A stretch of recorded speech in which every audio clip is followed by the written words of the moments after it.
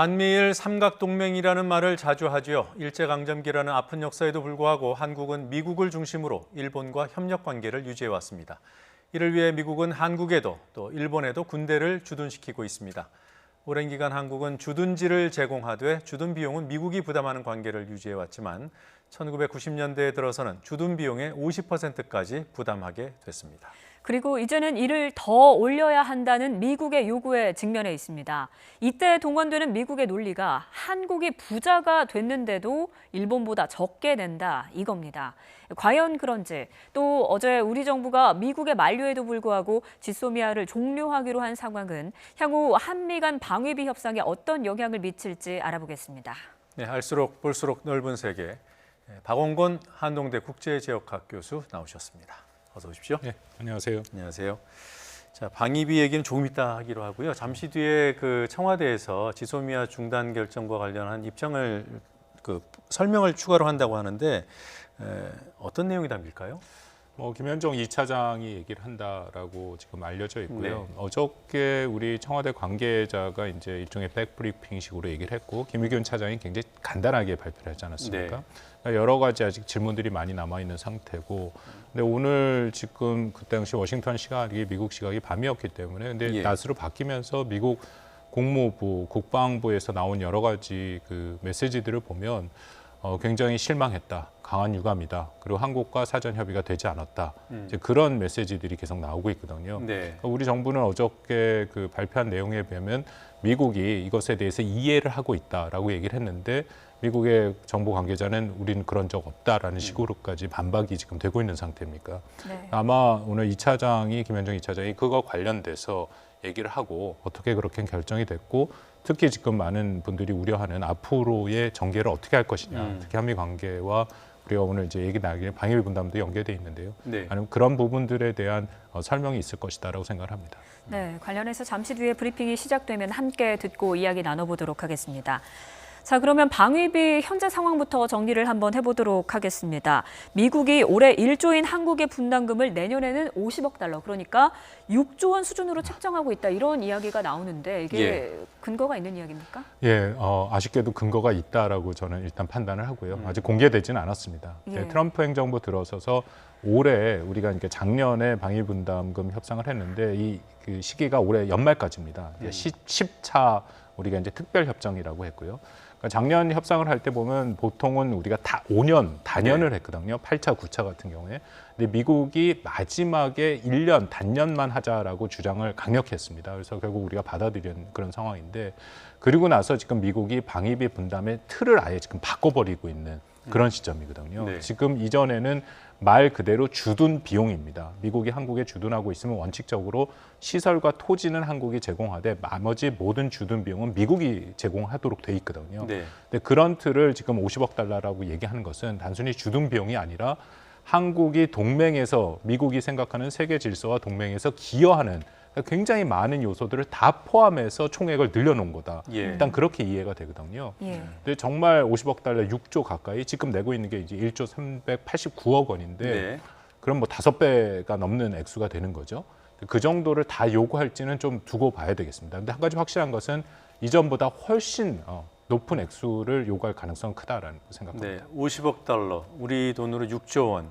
뭐 구체적으로 아직 공식화된 것도 아니지만 상당한 수준의 요구가 있을 것이고, 그 요구의 그 근거라고 할까요? 나름대로 미국의 근거는 단순히 주둔 비용을 넘어서는, 예를 들면 뭐 전략 물자의 전개 비용이라든가 이런 뭐 넣을 수 있는 항목은 다 넣겠다, 뭐 이런 입장이겠군요. 예, 그렇습니다. 네. 그래서 실질적으로 미국이 지난 1년 동안 세계 글로벌 리뷰를 해서 세계 검토를 했고요. 새로운 네. 지침을 만들었다까지는 확인이 됐습니다. 그 지난 7월 달에 존 볼튼 국가안보보좌관이 와서 네. 그 지침을 한 2장짜리로 한국한테 보여줬다고 얘기를 하더라고요. 아직 예. 공개는 되지 않았습니다. 근데 말씀하신 것처럼 단순히 미군의 주둔 비용 외에도 미국이 이제 기여하고 있는, 예를 들어서 호르무즈 해협 같은 경우에도 미군이 나와서 지키고 있는데 네. 그것은 한국이 주로 이용하는 80% 이상의 원유가 들어오는 거기 때문에 그런 비용까지 다 포함해서 네. 심지어는 뭐 제가 예상하기는 한반도에 유사시가 생겼을 때 미국 증원군이 오지 않습니까? 그런 비용도 포함되지 않았을까?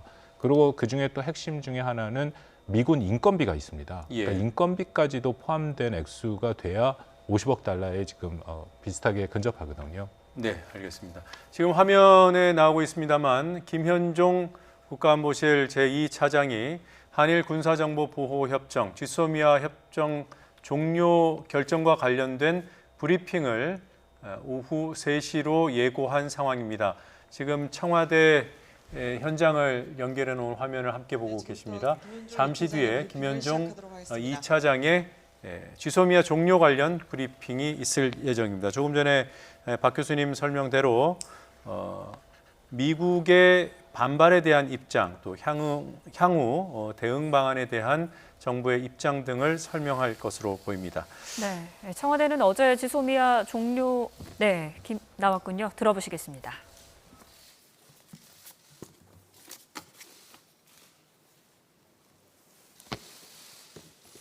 안보실 2차장 김현종입니다.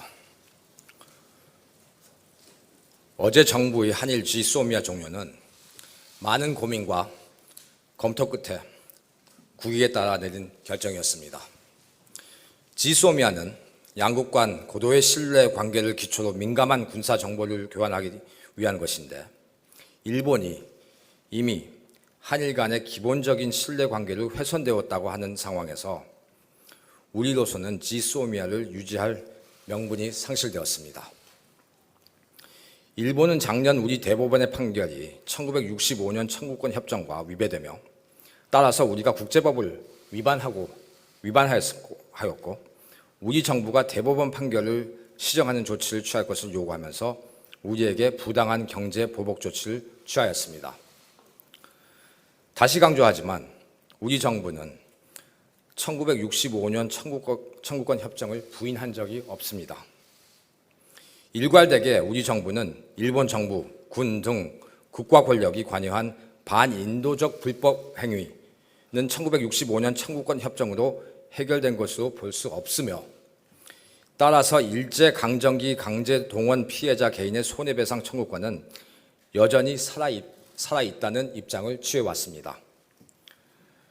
작년 대법원 판결은 이것을 확인한 것입니다. 일본 외무성 조약국장도 1991년 8월 27일 1965년 한일 청구권 협정으로 개인 청구권 자체가 소멸된 것이 아니라는 입장을 표명했습니다. 또한 2차 대전 중 사이베리아 억류되어 강제 노역을 당했던 일본인의 개인 청구권의 문제에 대해 일본 스스로도 일본 소련 간 공동선언에 따라 개인 청구권이 포기된 것이 아니라는 입장을 표명한 바 있습니다. 일본 정부는 우리 대법원 판결을 국제법 위반으로 규정하고 우리 정부가 이를 시정할 것을 요구하고 있지만 이는 사법부의 독립성과 삼권 분립의 원칙을 무시하는 것으로서 정상적인 민주주의 국가에서는 사법부에 대한 정부의 간섭은 상상도 할 수 없는 것입니다. 그간 일본의 지도층은 기존 주장만을 반복하면서 대화에 전혀 진지하게 임하지 않은 채 우리가 국제법을 일방적으로 위반한 만큼 우리가 먼저 시정 조치를 취해야 한다고 하고 지속적으로 요구를 하기만 했습니다. 이에 대해 우리는 일측과 외교적으로 문제를 해결하기 위한 다양한 방안에 대해 열려 있다고 하면서 지속적으로 대화를 추진했습니다. 우리 정부는 7월 2번에 걸쳐 고위급 특사를 일본에 파견했고 8월 초에는 우리 주일 대사가 일본 측 총리실 고위급을 통해서 협의를 시도했으나 결과는 변함이 없었습니다. 이건 터킹 포인트 없는 파트인데 심지어 8월 15일 광복절에도 우리 고위급 인사가 일본을 방문을 했습니다. 그러나 결과는 똑같았습니다. 우리 산업부도 일본 측이 문제 삼고 있는 우리 측의 수출 허가제도 문제를 협의하기 위해 일본 경상성 측에 대화를 지속적으로 요청했습니다. 7월 16일 산자부 경산성 담당 국장 간 협의 요청에 이어 7월 24일 WTO 일반 이사회에서의 수석 대표 간 1대1 대화 제안, 7월 27일 RCEP 장관회담 제안 등 수차에 걸쳐 실무 협의를 제안했지만 일본은 이에 일절 응하지 않았습니다. 대통령의 8월 15일 광복절 경축사에서도 우리는 일본의 대화를 손길을 내밀었고 심지어 경축사 발표 이전에 일측에 이러한 내용을 알려주기까지도 했습니다만 일측은 아무런 반응을 보이지 않았고 고맙다는 언급조차도 없었습니다. 8월 21일 베이징에서 개최된 한일 외교 장관 회담에서도 일측은 기존 입장만을 반복할 뿐 진지하게 대화에 임하지 않았습니다. 정부 차원의 노력만 있었던 것은 또 아닙니다. 국회 차원에서도 7월 30일부터 8월 1일간 한일의원연맹 소속 우리 측 의원들이 일본을 방문해서 일측 의원들과 협의를 해보았지만 우리 대표단이 현지에서 어떠한 대우를 받았는지에 대해서는 제가 지금 이 자리에서 설명 안 해도 여러분들이 다 잘 알고 계실 것입니다. 또한 문희상 국회의장의 특사 자격으로 박지원 더불어민주당 의원도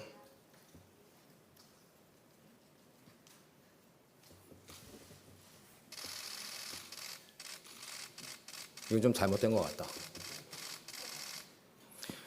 박지원 의원도 8월 19일부터 20일간 일본을 방문해서 한일 갈등을 해결하기 위해 노력을 했지만 결과는 동일했습니다.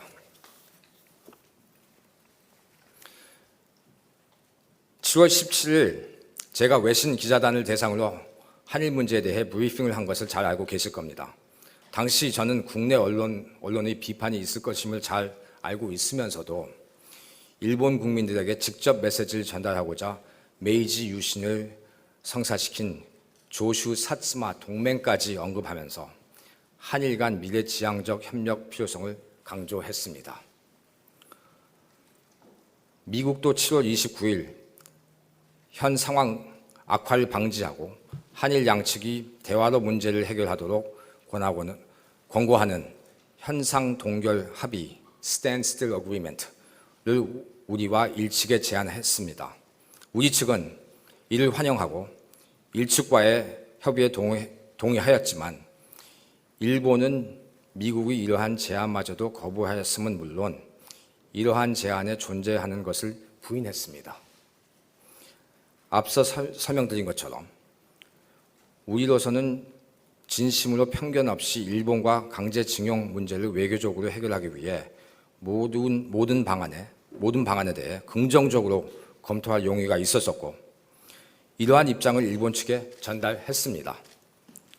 그러나 이에 대한 일본 측의 대응은 단순한 거부를 넘어 우리의 국가적 자존심까지 훼손할 정도의 무시로 일관했고 외교적 결례를 범했습니다.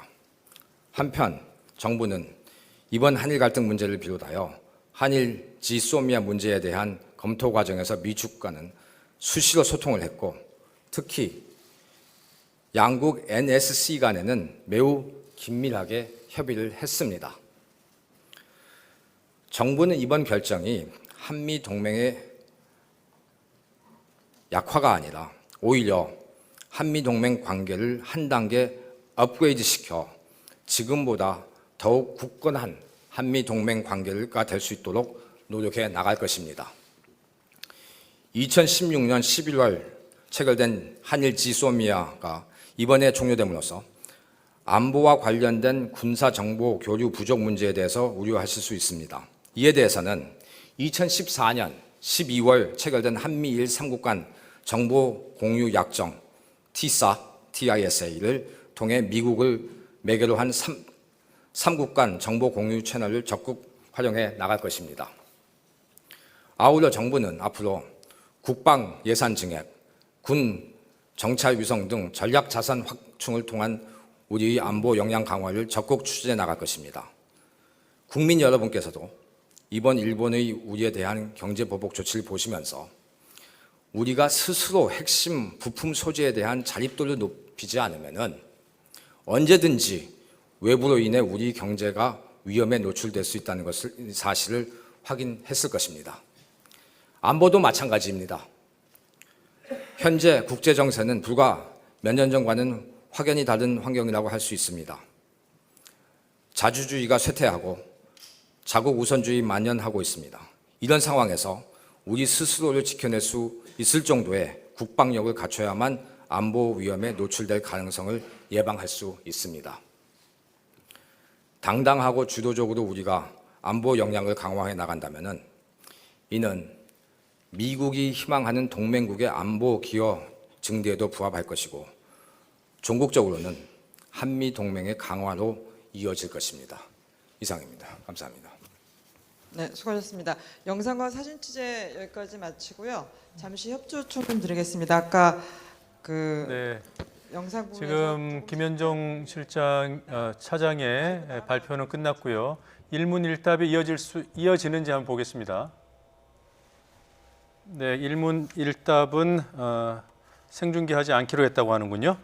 네, 지금까지 김현종 국가안보실 제2차장의 발표를 들어봤습니다. 네. 교수님, 오늘 발표 들으시면서 어떤 부분이 가장 귀에 들어왔습니까? 뭐 많이 아쉽네요. 왜냐하면 지금 아까 우리 모두에서 말씀을 나눈 것처럼 예. 지금 이 지소미아 후폭풍으로 나타난 가장 핵심이 결국 미국과의 협력 관계가 얼만큼 잘 유지됐느냐. 그리고 설사 안 됐다면 앞으로 이것을 어떻게 해나가야 될 것이냐에 대한 그런 내용을 좀 듣기를 원했는데 지금 그런 내용들은 다 빠져 있습니다. 뭐 지금 얘기하는 거 보면 미측과 수시로 소통했다. 특히 양국 NSC 간에 매우 긴밀하게 협의하였다. 그렇게만 나왔거든요. 네.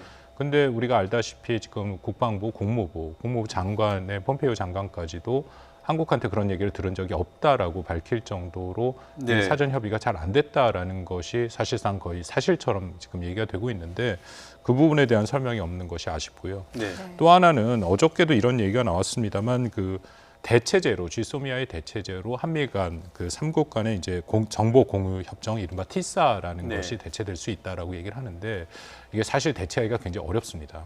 뭐 제가 내용을 잘 아는데요. 이 티사라는 거는 미국을 가운데로 두고 한국과 일본이 양옆에 있는 거죠. 그래서 네. 우리가 일본 정보를 원할 때 미국한테 요청하면 미국이 일본한테 얘기해서 일본이 결정을 해서 미국한테 주면 다시 한국한테 오는 그런 네. 과정이거든요.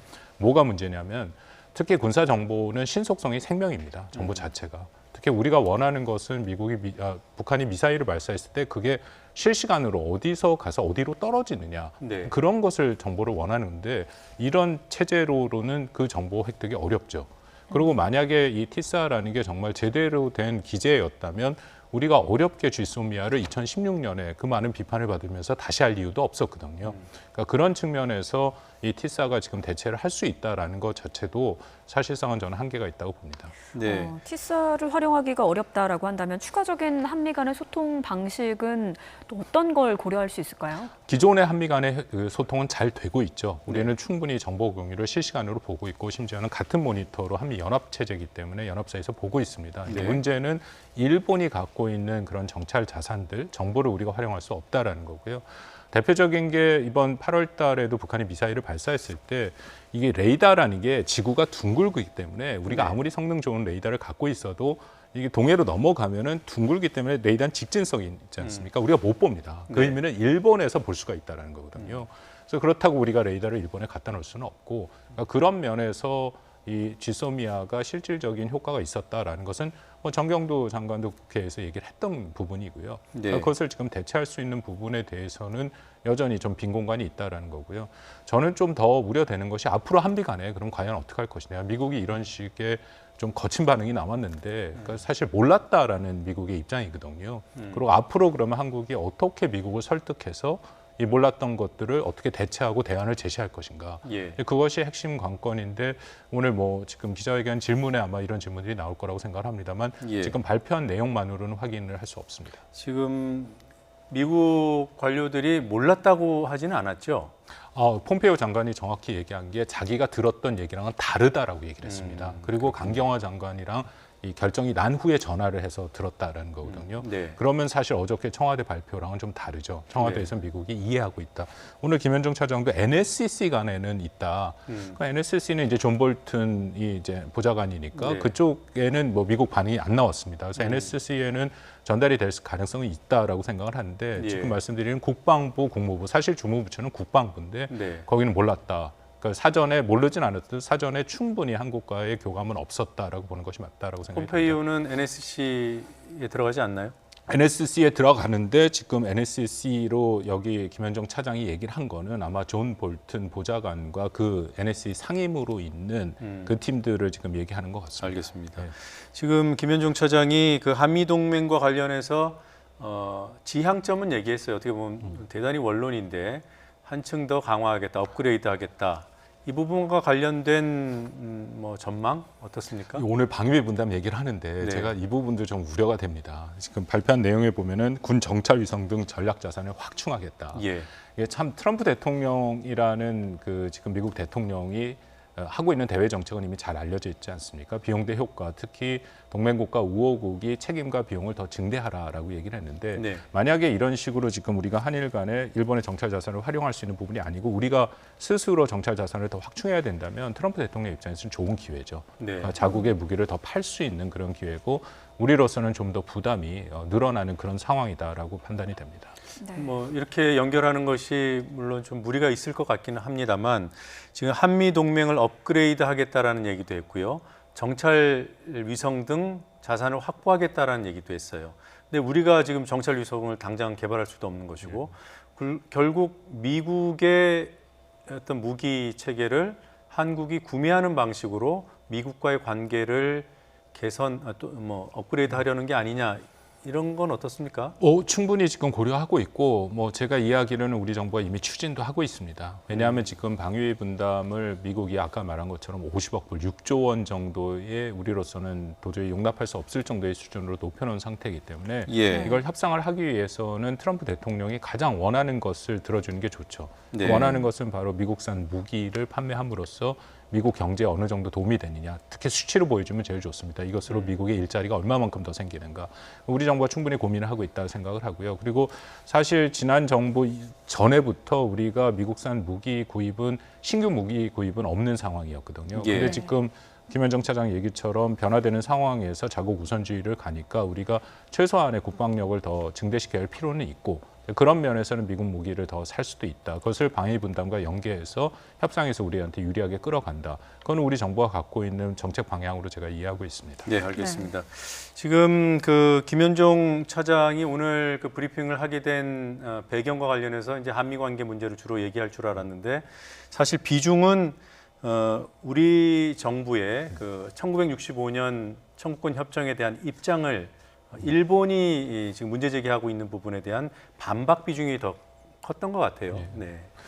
자, 뭐 그 부분에 대해서는 다들 명분이 있고 저도 동의를 합니다. 네. 이것을 사실은 지소미아만 놓고 보면 김현정 차장도 얘기했고 김상조 정책실장도 얘기한 것처럼 네. 일본이 먼저 우리를 안보 측면에서 신뢰할 수 없는 국가다. 그래서 네. 백색 국가에서 제외를 했는데 우리가 가장 높은 단계의 군사 비밀을 공유하는 것은 논리상 명분상 말이 맞지는 않죠. 네. 그렇기 때문에 그렇게 따진다면 명분상 지소미아를 이렇게 뭐 중단을 하든 파기를 하는 것이 맞긴 하지만 문제는 지소미아의 핵심 당사자가 미국이다라는 겁니다. 예. 네. 우리가 이것을 구성되는 과정을 다 알지만 결국 한국과 일본이 둘 다 별로 원치 않았는데 미국이 강력하게 추진을 해서 된 거거든요. 네. 그렇기 때문에 미국에서 당황하는 반응이 나오는 것이고요. 네. 네. 자, 어찌됐든 지소미아 중단이 미국의 입장과 배치가 된다는 건 확실해 보이는데 그럼 앞으로 미국과의 동맹이 약화되거나 이럴 가능성에 대해서는 어떻게 전망하십니까? 지금 뭐 미국 트럼프 행정부에서는 이 상황을 아마 두 가지 형태로 판단을 할 겁니다. 특히 이 비용 대 효과를 강조하는 트럼프 대통령 입장에서는 한일 안보 협력이 중요하거든요. 한일 안보 협력을 통해서 미국이 이 지역의 책임과 비용과 역할을 좀 줄이고, 그러니까 그만큼 그것은 미국한테 이익이 된다 생각을 하는데 한일 안보 협력, 어떻게 보면 한미일 안보 협력의 핵심 기제가 없어지면 트럼프 대통령 입장에서는 한국이 다른 형태로 더 기여를 해라. 이제 그것이 바로 방위비 분담에서 조금 더 우리한테 돈을 더 내라. 아니면 지금 뭐 지역의 영내와 역외의 여러 가지 이슈들이 있지 않습니까? 호르무즈 예. 해협도 있고 남중국 해협, 군사적으로 좀 더 우리로 하여금 그것에 대해서 공헌을 해라. 그런 요구로 지금 돌아올 가능성도 우리는 배제할 수 없다고 생각합니다. 반대로요. 한국이 미국 입맛대로 안 되는구나. 방위비 그 분담금 협상에서도 그럴 것이고 나중에 혹시 또 중거리 미사일 배치 문제가 조금 더 구체화됐을 때 그때 한국을 녹록하게 생각하지 못하는 그런 계기가 되지 않을까요? 뭐 충분히 그럴 수 있죠. 이것은 미국의 입장에서도 당황스러운 거고 예. 한국이 그 나름대로의 원칙을 갖고 가는 것은 맞다라고 봅니다. 그래서 거듭 말씀드립니다만 예. 명분상으로는 지소미아를 중단 파기하는 게 맞는데, 근데 과연 이것을 통해서 그러면 우리가 미국한테 어떤 메시지를 던질 것이냐. 말씀하신 것처럼 한국이 미국한테 그렇게 호락호락한 상대가 아니다. 만약에 그런 메시지가 던져진다면 그 다음에 한국이 원하는 것이 뭔가. 결국 지소미아를 지금 활용해서 뭐 지금 정부에서 계속 얘기한 거는 한일 간의 갈등의 문제 아닙니까? 예. 여기서 어떻게 지소미아를 중단 파기함으로써 이걸 생산적으로 이 일본의 경제 보복을 멈출 수 있느냐? 예. 아니면 미국이 조금 더 중재 역할을 할 수 있도록 우리가 이끌느냐? 이제 그런 거로 연계가 돼야 되는데 안타깝게도 지금 정부의 어제 결정으로는 그런 연결고리를 저는 찾을 수가 없습니다. 네. 네, 어쨌든 이제 방위비 협상이 어떻게 될 것인가 이 점이 중요한데 기간과 액수 모두 중요하지 않겠습니까? 앞으로 한미 협상에서 어느 수준 정도가 되면 현실적이다 이렇게 볼 수 있을까요? 우리 정부의 입장에서는 원칙적으로 어느 수준은 좀 인상을 해야 됩니다. 지금 1조 389억이니까요. 그게 예. 지난 협상에 비해서 8.2% 정도 인상인데 아마 인상폭이 더 늘어날 수 있지만 우리 입장에서 가장 좋은 것은 인상폭을 늘리더라도 최소한 단연 협상을 하는 것이 기존에 기존. 5년 정도. 5년 정도 하고. 근데 5년을 하더라도 매년 이 증가율이 높으면 안 됩니다. 그러면은 그 의미가 별로 없죠. 네. 대신에 지난 그 8차, 9차 같은 경우에는 5년 협상을 하더라도 매년 4%를 못 넘게 이렇게 캡을 네. 씌워놨거든요. 네. 네. 그리고 대부분은 물가 상승률 정도만 반영할 수 있는. 그러니까 우리 입장에서는 그런 협상의 목표를 갖고 움직이는 것이 좋다라고 생각하는데 네. 그게 녹록지는 않습니다. 네, 뭐 한때는 두 자릿수 인상도 있었습니다만 8차, 9차 이럴 때는 그 물가 상승률 수준으로 이제 관리를 했잖아요. 네. 근데 뭐 차기 협상에서는 상당한 인상은 감수를 해야 될 것이다 이렇게 전망을 하시는군요. 예, 근데 그 정도 수준을 넘어서 기본 협상 틀을 지금 트럼프 대통령이 완전히 흔들어 버린 거거든요. 네. 그러니까 말씀드린 것처럼 이건 주둔 비용이 아니라 동맹 기여 비용으로 바꿔버린 거기 때문에 네. 굉장히 다른 협상이 될 수밖에 없는 것이고요. 네. 트럼프 대통령한테 우리가 협상을 할 때는 예를 들어서 우리가 이만큼 기여를 하고 있다. 지금 독일과 일본에 비해서 우리가 방위비, 국방비 훨씬 높은 것은 사실입니다. 그러니까 그런 식의 접근을 하면 이전에는 그런 식으로 접근했는데 트럼프 대통령한테는 그런 게 안 통하죠. 네. 그럼 네. 미국은 자기네는 4% 가까이 3.8%를 하고 있는데 독일과 일본, 한국은 훨씬 못 미치지 않느냐. 예, 예. 그런 식의 협상 방법이기 때문에 제일 좋은 건 말씀드린 것처럼 미국산 무기를 사더라도 그것을 정확하게 수치로 해서 보여주는 그런 네. 형태의 우리가 협상을 할 수밖에 없다고 생각이 됩니다. 지금 뭐 독일, 일본 말씀을 잠깐 해주셨습니다만 사실 그 분담률이 각 나라마다 다 다른 것으로 언론에 보도가 되고 있어요. 수치를 한번 보면서 좀 여쭤보겠습니다. 지금 한국과 일본은 뭐 별도의 협정을 체결하고 독일은 나토와 관련된 협약의 보충 협약 형식으로 지원금을 주는 그런 근거를 삼고 있는데 한국은 50%를 분담하고 일본은 70%고 또 독일은 30%다. 이런 보도들이 나오고 있습니다. 정확한 겁니까? 이게 어떤 기준으로 계산하느냐에 따라서 매우 다른데요. 예. 그 협상에 보면 미국이 명확한 기준을 밝히지는 않습니다. 그래서 네. 저 숫자는 조금 자의적이긴 한데 네. 전체적으로 저 정도, 그러니까 순서와 예를 들어서 지금 일본이 제일 많이 낸다. 네. 그거는 맞습니다. 일본이 제일 많이 내고 그다음에 한국, 독일 순서고요.